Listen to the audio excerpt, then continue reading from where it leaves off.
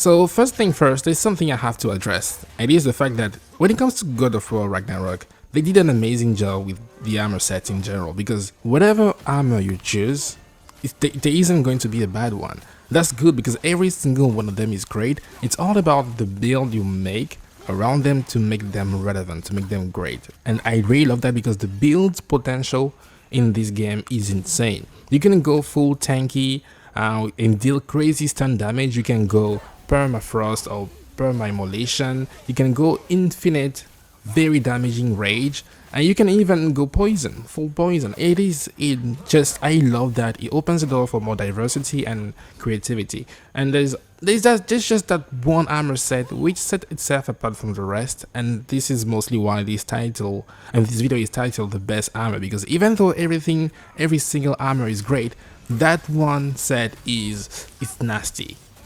And of course I'm referring to the Berserker armor set, and mostly the chest armor, because every time you use a Relic for 17 seconds your damage is going to be tremendously increased, but so does the damage you're going to take. So it's like a high risk, high reward armor, kind of like the Zeus armor in the previous one, but the damage you can deal is so insane if you make the right build around it. So maybe you're wondering how you actually get that armor set. Well, the main story is going to lead you to Midgard, and when that happens, you're going to acquire a certain sword, and that sword is going to allow you to now interact with Berserker's gravestone, where you can fight powerful foes. And at the end of the day, when you beat all of them, you're going to get the Skafnan, the sword of Skafnan, which is also very disgusting. The very first piece of gear you can get is the waist guard of the Berserkers, which is found in Midgard, not far away from the Mystic Gate, and you're going to fight Frekni the Zealous. Compared to every other bosses you fought before, well, it's not a hard fight, but it's still challenging. It's more challenging than every other fight you had up until now, but depending on when exactly you fight the Berserkers, this can go fairly easy or fairly hard. It's all about the timing, and beat her or him and you're going to get the waist armor.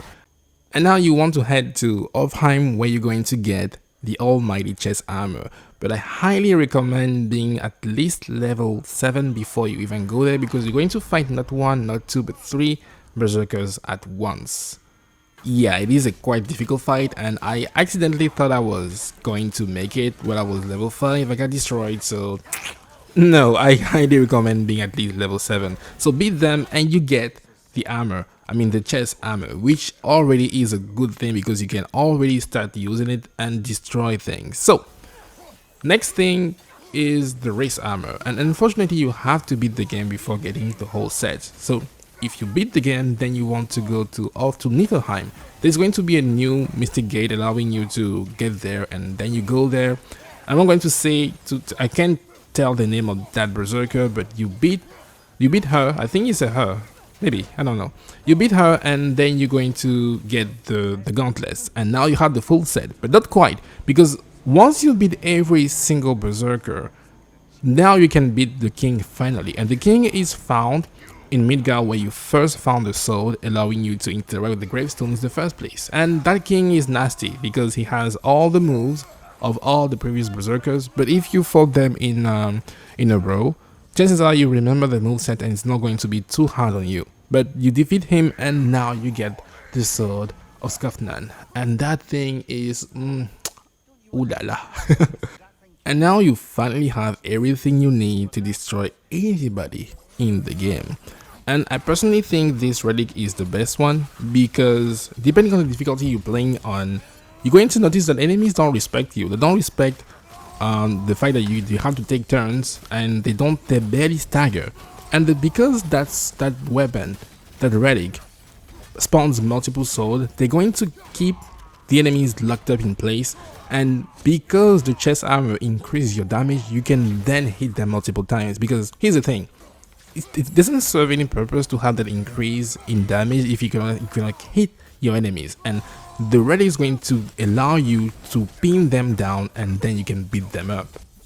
Oh, also, I tried to use that armor set with the mystical heirloom, which has a 16 seconds cooldown, but it didn't work because, well, it's not fit for combat. But I thought it would be a huge oversight, but they did think about it. But yeah, you can use that armor set with any relic whatsoever. Personally, if I'm not using the Sword of Skofnan, I'm using a poison one, the poison relic or the Bifrost one, because, well, the Bifrost one has a 80-second cooldown, we can be shortened to all the way to 40 seconds. So every 40 seconds you get that buff in damage, which is insane. I use it to defeat the Valkyrie Queen in 6 minutes. Which is a lot still, but it could have been way longer, way longer. So yeah, definitely something you want to have, and I actually hope you get it. We deserved it after all we had to go through in this difficulty. I'm going to take it. I'm going to use it. I can't wait for New Game Plus, where I destroy anybody, every single person in the game. I'm Jisoo, and I'll see you soon. Bye bye.